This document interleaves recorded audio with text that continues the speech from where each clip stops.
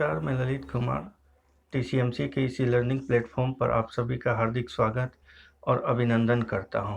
First of all, first year से promote होने और बीएड सेकेंड ईयर में प्रवेश की आप सबको हार्दिक बधाई और द्वितीय वर्ष के लिए शुभकामनाएं। एक वर्ष बीत चुका है, फर्स्ट ईयर आपका क्लियर हो चुका है और द्वितीय वर्ष की क्लासें अभी नियमित रूप से नहीं लग रही है। अतः कॉलेज प्रशासन ने ये निर्णय लिया है कि आप सभी की जो क्लासेज है वो ऑनलाइन प्लेटफॉर्म के माध्यम से जारी रहेगी। इसके लिए आप सभी को मानसिक और शारीरिक रूप से तैयार रहना है और इंटरनेट संबंधी कोई दिक्कतें हैं उनका समाधान अपने स्तर पर कर लेना है। आज लगभग सभी शिक्षकों ने अपने लेसन ग्रुप में डाल दिए गए हैं और उस कंटेंट के बाद में आपको कुछ असाइनमेंट या होमवर्क जिसे कहते हैं वो भी दिया जा रहा है। इसको आप सभी को एक सभी सब्जेक्ट की सेपरेट नोटबुक डालकर और उसमें नियमित रूप से आप ये जो दिया गया होमवर्क है इसको करेंगे और इसका अभ्यास भी अच्छी तरह से करेंगे। ऑनलाइन क्लासेस के जो वीडियोज़ है वो या उसका लिंक है वो आपके व्हाट्सएप ग्रुप में डाल दिया जाएगा और उस ग्रुप में किन किन विद्यार्थियों ने वीडियोज़ देखा है और कितने समय तक देखा है इसकी मॉनिटरिंग करने का जिम्मा मेरे पास है। अतः मैं नियमित रूप से कौन कौन जो स्टूडेंट टीचर हैं वो वीडियोज़ को देख रहे हैं उसका मॉनिटरिंग करूंगा और उसी के अनुसार आपकी कॉलेज की अटेंडेंस सेकेंड ईयर की मान्य होगी। अतः आप सबको वीडियो जो शिक्षक बहुत मेहनत करके और कम संसाधनों में भी तैयार कर रहे हैं वो आपको देखना और समझना चाहिए। साथ ही इसके साथ दिया गया जो होमवर्क है या असाइनमेंट है उसको भी आपको समय पर पूरा करना है। जब भी कॉलेज नियमित रूप से चालू होगी उस समय या वैकल्पिक दूसरी व्यवस्था ऑनलाइन के माध्यम से आपका होमवर्क समय समय पर जांच किया जाएगा और यही आपका अटेंडेंस का बेस या आधार होगा। इसलिए किसी विद्यार्थी ने ये वीडियोज़ नहीं देखे हैं बराबर रेगुलर रूप से तो उसकी अटेंडेंस काउंट नहीं होगी। तो मोटा मोटे तौर पर ये आपका इसका ऑनलाइन जो वीडियोज़ या क्लासेज है इसका खाका था। अब बात करते हैं अपने पेपर की।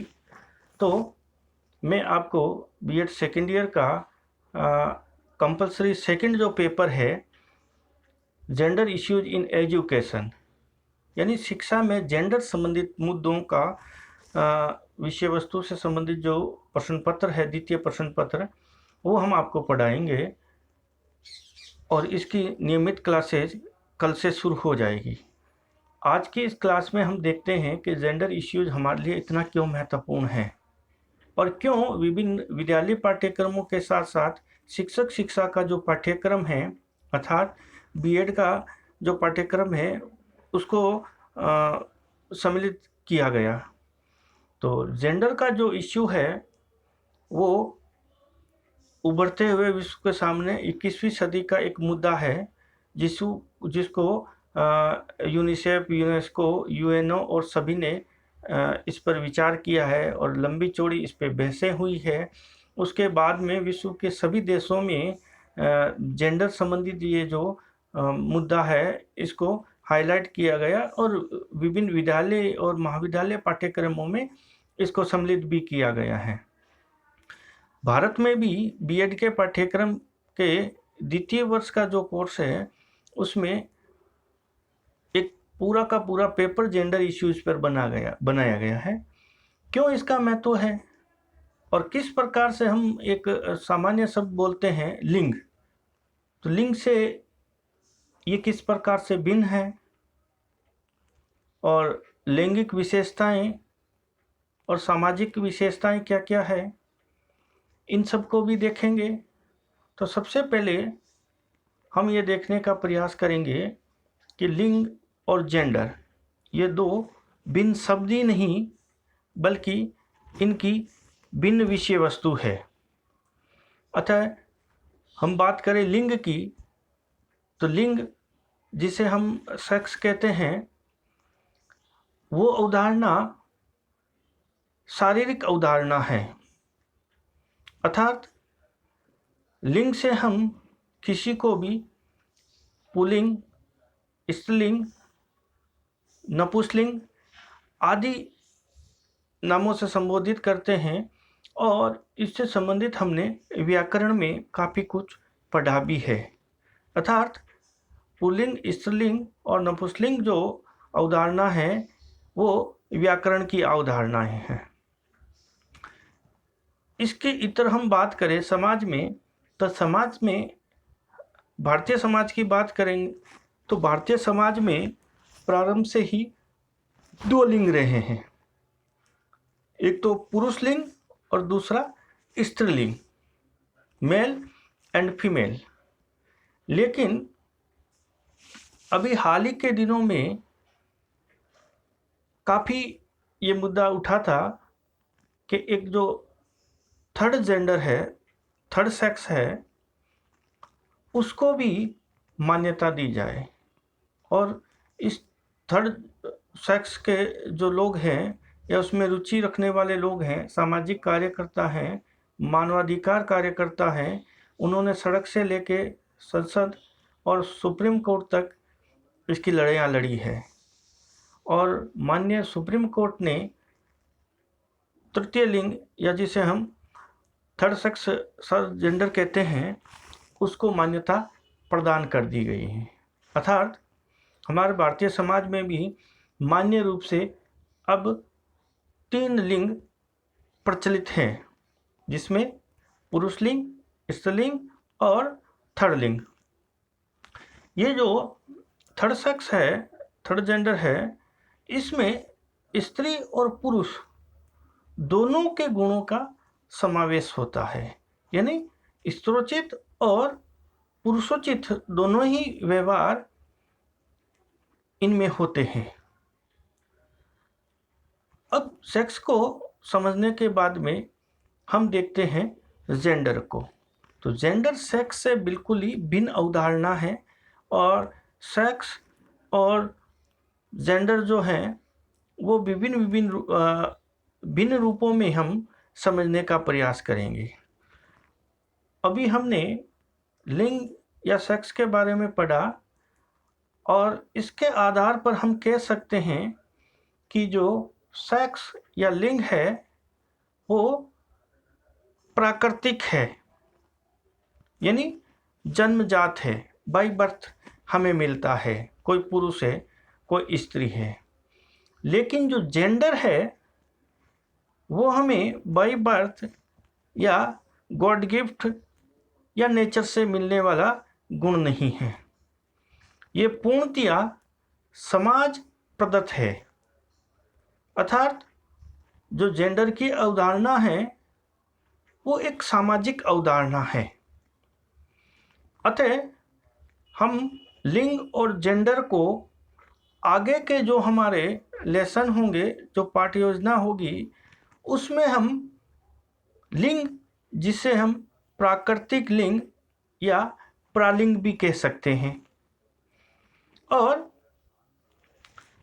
जेंडर जिसको हमने अभी देखा कि ये पूरी तरह से समाज प्रदत्त है, तो हम इसको अर्थात जेंडर को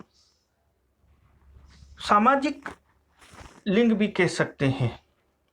अर्थात जो प्राकृतिक लिंग है उसको हम प्रालिंग और जो जेंडर है जिसे हम सामाजिक लिंग कह रहे हैं उसको सालिंग नाम से ही आगे संबोधित करेंगे।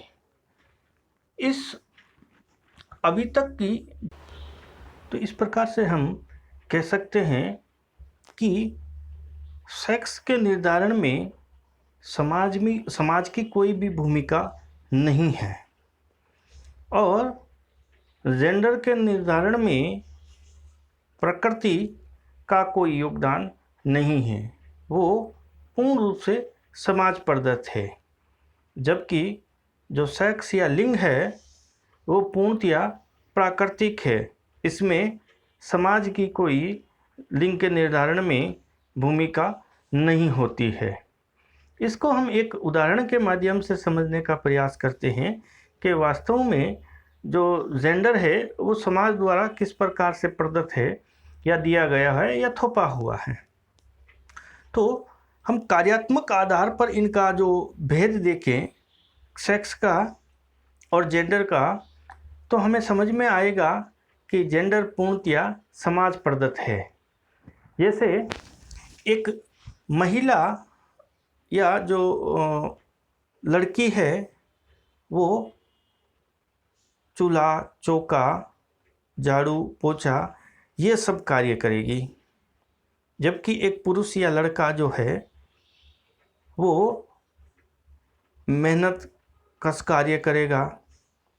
जैसे घरों में बिजली फिटिंग का काम है, रंग रोगन का काम है, बढ़ई सुथारी का काम है, ये सब पुरुष करेंगे। और जो सामान्य जो घरेलू कार्य है वो महिलाएं करेगी। इसका निर्धारण किसने किया है? समाज ने ही किया है। अर्थात हम कह सकते हैं कि जेंडर जो है पूरी तरह से समाज द्वारा महिला और पुरुषों के बीच में किया गया एक कार्यात्मक जो है विभेद है, या कार्यात्मक आधार पर जो एक बंटवारा किया गया है वही जेंडर है। और हमें पता है कि भारतीय समाज में महिलाओं को घूंघट या पर्दा में रहने की प्रथा है। वो किस प्रकार से शिक्षित होती, घर दहलीज से बाहर निकलती, और विभिन्न क्षेत्रों में आज जो हमारे जो लड़कियां या किशोरियां हैं वो हवाई जहाज उड़ा रही है, ट्रेन चला रही है ना, बस ऑटो चला रही है। ये कार्य जब तक ये जेंडर से संबंधित हम सोच विचार नहीं करते तब तक ऐसी स्थितियां नहीं बन पाती। और इसी उद्देश्य से पूरे वैश्विक समाज में, वैश्विक मानवीय समाज में ये मुद्दा हमेशा उठता रहा कि भाई जेंडर के आधार पर या कार्यात्मक भेदभाव है वो महिलाओं पर बंदिश, जबकि पुरुष प्रधान समाज का प्रतीक है। इन सब को हमें हटाना है और जो कार्य कुशलता से व्यक्ति कर सके वो कार्य करे। इतनी स्वतंत्रता प्रत्येक व्यक्ति को यानी पुरुष और महिलाओं को होनी चाहिए। इस को एक अभियान की तरह लिया गया और पूरे विश्व के जो विद्यालय पाठ्यक्रम हैं और जो उच्चतर शिक्षा के पाठ्यक्रम हैं उनमें जेंडर इश्यूज़ के जो कंटेंट है वो विभिन्न स्तर और मात्रा के अनुसार सम्मिलित किया गया है। तो मोटा मोटे तौर पर आज हमने जेंडर और सेक्स इनके बीच का जो अंतर है उसको समझने का प्रयास किया। अगली कक्षा में हम सेक्स और सेक्स के आधार पर किस प्रकार से समाज में हम कह सकते हैं कि केवल महिलाओं पर जो अत्याचार होता है उसके क्या क्या पहलू है उनको समझने का प्रयास करेंगे। आज की इस क्लास का एक होमवर्क भी आप ले लीजिए कि लिंग और जेंडर के बीच में जो अंतर है वो स्पष्ट कीजिए, या लिंग और जेंडर की जो अवधारणा है उनको स्पष्ट कीजिए।